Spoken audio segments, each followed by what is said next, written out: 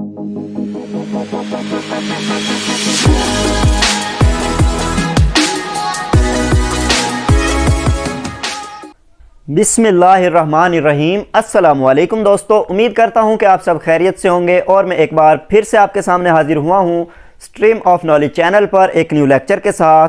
तो दोस्तों, आज हम लेक्चर नंबर 64 में ट्रांसफार्मर के ओपन सर्किट टेस्ट के बारे में बात करेंगे कि ट्रांसफार्मर का ओपन सर्किट टेस्ट क्या होता है, ठीक है, और इसे किस मकसद के लिए परफॉर्म किया जाता है, ठीक है। और दोस्तों, ओपन सर्किट टेस्ट में कौन कौन से मेजरिंग इंस्ट्रूमेंट इस्तेमाल किए जाते हैं, ठीक है। इसके बाद दोस्तों, ओपन सर्किट टेस्ट की कनेक्शन डायग्राम किस तरह से होती है वो भी मैं आपको समझाऊंगा, ठीक है। तो दोस्तों, आइए शुरू करते हैं। नंबर 1 पे है ओपन सर्किट टेस्ट किसे कहते हैं, ठीक है दोस्तों। तो दोस्तों, ऐसा टेस्ट जिसमें ट्रांसफार्मर की कोर के अंदर वाक़या होने वाले लॉसेस को मालूम किया जाता है, मतलब कि आयरन लॉसेस को मालूम किया जाता है, ओपन सर्किट टेस्ट कहलाता है, ठीक है दोस्तों।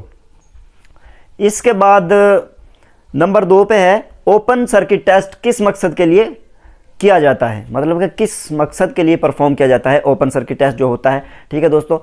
तो सबसे पहले मैं आपको बताना चाहता हूं कि ये ट्रांसफार्मर की कोर के अंदर वाक़या होने वाले जो लॉसेस होते हैं उनको मेजर किया जाता है ओपन सर्किट टेस्ट के अंदर, ठीक है। यानी कि ट्रांसफार्मर की जो कोर है इसके अंदर आयरन लॉसेस कितने वाक़या हो रहे हैं, कितनी इनकी मिकदार एक मखसूस वैल्यू होती है, ठीक है। तो अगर उस मखसूस वैल्यू से नीचे हमारे लॉसेस आएंगे, ठीक है, या मखसूस वैल्यू तक हमारे लॉसेस आ रहे हैं तो हमारा ट्रांसफार्मर जो है पास होगा, ठीक है, काबिल इस्तेमाल होगा। लेकिन अगर आयरन लॉसेस टेस्ट के अंदर हमारे जो आयरन लॉसेस की वैल्यू आ रही है वो ज़्यादा आ रही है, ठीक है, तो दोस्तों इस सूरत हाल में जो है हमारा ट्रांसफार्मर आयरन लॉसेस में फेल हो जाएगा, ठीक है। तो सबसे पहले यहाँ पे देखें कि आयरन लॉसेस इस टेस्ट के अंदर परफॉर्म किए जाते हैं, मालूम किए जाते हैं, ठीक है। और दोस्तों, आयरन लॉसेस की एक मखसूस वैल्यू जो होती है ना, मैं आपको बताना चाहता हूं कि 25 केवीए का फ़र्ज़ करें एक ट्रांसफार्मर है तो उसके आयरन लॉसेस मिसाल के तौर पे 92 आयरन लॉसेस हैं, ठीक है। यानी कि ट्रांसफार्मर की एक 25 केवीए का ट्रांसफार्मर है और उसकी कोर के अंदर जो वाक़या होने वाले लॉसेस हैं उनकी वैल्यू जो है वापडा की रिक्वायरमेंट है, फ़र्ज़ करें कि 92 वाट आयरन लॉसेस जो है हमारे ठीक है, जो मखसूस वैल्यू 92 से अगर ऊपर हमारे आयरन लॉसेस आएंगे ना दोस्तों तो वो फेल करार दिया जाएगा, मतलब कि वो फेल होगा आयरन लॉसेस टेस्ट में। 92 से नीचे आएंगे ना तो उतना बेहतर होगा जितने कम आएंगे, ठीक है। एक 25 केवीए के आयरन लॉसेस की वैल्यू मैंने आपको बताई है कि 92 अगर आयरन लॉसेस की मैक्सिमम वैल्यू है, ठीक है, इससे ऊपर नहीं आने चाहिए। 92 से अगर ऊपर आएंगे तो हमारा ट्रांसफार्मर जो है आयरन लॉसेस टेस्ट में यानी कि ओपन सर्किट टेस्ट में फेल हो जाएगा, ठीक है, आयरन लॉसेस टेस्ट में फेल हो जाएगा। अगर 92 से कम आएंगे, नीचे आएंगे तो हमारा जो है ट्रांसफार्मर आयरन लॉसेस टेस्ट में ओपन सर्किट टेस्ट में पास हो जाएगा, ठीक है दोस्तों। तो इसके लिए जो नंबर 3 पे देखें मेजरिंग इंस्ट्रूमेंट्स, ठीक है, जो इस्तेमाल किए जाते हैं। अब इसमें नंबर 1 पे पहला मेजरिंग इंस्ट्रूमेंट है जो वो है वाट मीटर, ठीक है। नंबर 2 पे है वोल्ट मीटर और नंबर 3 पे है दोस्तों एम्पीयर मीटर, ठीक है। अब इन तीनों का काम क्या है वो भी मैं आपको बताऊंगा, ठीक है, कि ये काम किस तरह से करते हैं, ठीक है दोस्तों। जो वाट मीटर है ना दोस्तों, ये जो लेबॉरेटरी के अंदर टेस्ट बेंच होता है, ठीक है, जहाँ से ये मुकम्मल प्रोसेस जो है गाइड किया जाता है, ठीक है, तो वहाँ पे वाट मीटर लगा होता है। जो वाट मीटर हमें कोर के अंदर वाक़या होने वाले लॉसेस को शो करेगा कि कितने वाट इस कोर के अंदर पावर लॉस हो रही है, ठीक है।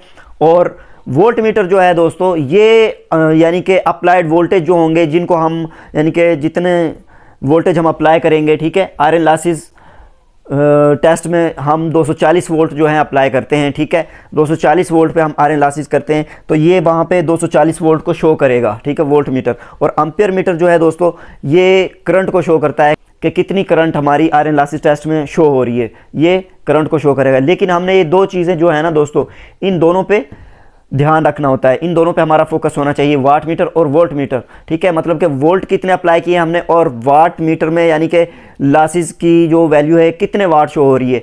अगर 92 वाट तक लॉसेस हमारे शो हो रहे हैं वाट मीटर के अंदर, तो फिर तो हमारी जो है ट्रांसफार्मर कोर या ट्रांसफार्मर हमारा वो पास है, ठीक है, आयरन लॉसेस में। एक 25 केवीए का 3 फेज ट्रांसफार्मर जो है वो पास हो जाएगा, ठीक है। और अगर 92 से ज़्यादा आएगी तो हमारा ट्रांसफार्मर आयरन लॉसेस टेस्ट में फेल हो जाएगा दोस्तों, ये बात आपने याद रखनी है, ठीक है, अच्छे तरीके से। इसके बाद दोस्तों जो है कनेक्शन डायग्राम है, ठीक है। आयरन लॉसेस टेस्ट की कनेक्शन डायग्राम किस तरह से होती है वो मैं आपको यहाँ पे बना के दिखाता हूँ। देखें, ये हमारी सेकेंडरी वाइंडिंग है दोस्तों, ठीक है, ये हमारी सेकेंडरी वाइंडिंग है, ठीक है, ट्रांसफार्मर की सेकेंडरी वाइंडिंग, और ये जो है प्राइमरी वाइंडिंग है, ठीक है।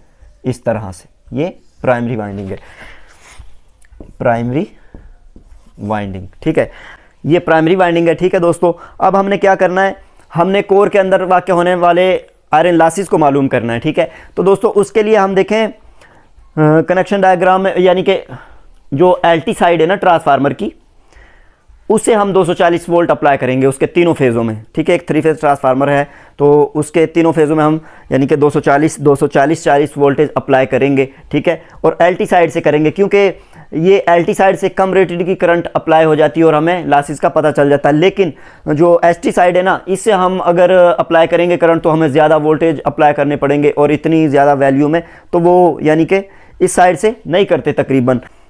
तो दोस्तों ये ट्रांसफार्मर की प्राइमरी वाइंडिंग है और ये सेकेंडरी वाइंडिंग है, ठीक है।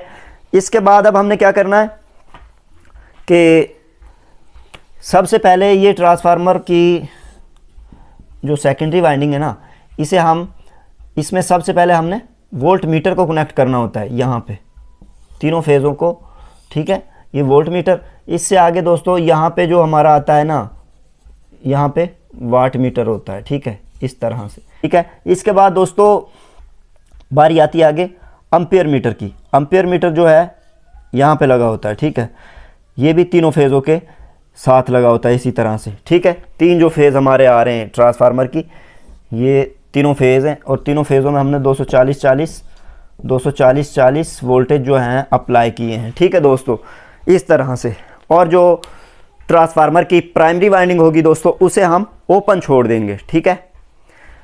ये मैंने एक इस तरह से आपको बताया कि जो कनेक्शन डायग्राम होती है ना दोस्तों, उसमें ओपन सर्किट टेस्ट की जो कनेक्शन डायग्राम होती है उसमें एलटी साइड को मतलब कि ओपन रखा जाता है और एसटी साइड से अप्लाई किया जाता है, यानी कि पावर सप्लाई जो है अप्लाई की जाती है, वोल्टेज अप्लाई की जाती है। लेकिन इस साइड से ज़्यादा टफ पड़ जाता है, तो मसलन कि ज़्यादा पावर ज़्यादा वोल्टेज अप्लाई करने पड़ते हैं, ठीक है। तो इस वजह से हम एलटी साइड से हम 240 वोल्टेज अप्लाई करते हैं तीनों फेज़ों को, ठीक है। और एसटी जो साइड है उसे हम ओपन छोड़ देते हैं, ठीक है। तो दोस्तों जब हम 240 वोल्ट अप्लाई करेंगे तो वोल्ट मीटर हमें यहाँ पे 240 वोल्ट शो करेगा पर फेज़, ठीक है, तीनों फेज़ों में 240-40। वाट मीटर जो है कोर के अंदर वाक़या होने वाले लॉसेस हैं, जो आयरन लॉसेस कितने लॉसेस वाक़या हो रहे हैं उनको शो करेगा, ठीक है। मतलब कि यहाँ पे 92 आयरन लॉसेस आ रहे हैं हमारे, तो ये उन्हें शो करेगा, ठीक है, और बिल्कुल परफेक्ट शो करेगा। 92 अगर आयरन लॉसेस हमारे होंगे तो हमारा ट्रांसफार्मर जो है आयरन लॉसेस टेस्ट में पास हो जाएगा, ठीक है। इसके बाद दोस्तों एम्पियर मीटर जो है ये तीनों फेज़ों की करंट को शो करता है, ठीक है। इस तरह से तीनों चीज़ें शो होती हैं हमारे पास दोस्तों। और जो भी यानी कि हमारा ट्रांसफार्मर जो मैंने आपको वैल्यूज़ बताई हैं, अगर इनमें पास हो जाता है तो हमारा ट्रांसफार्मर पास है और अगर फेल हो जाता है तो फेल है। तो दोस्तों अब जो है इसके बाद हम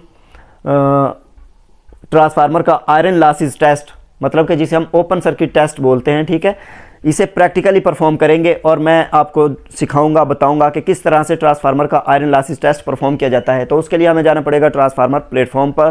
तो चलते हैं ट्रांसफार्मर प्लेटफॉर्म पर और अपना टेस्ट परफॉर्म करते हैं।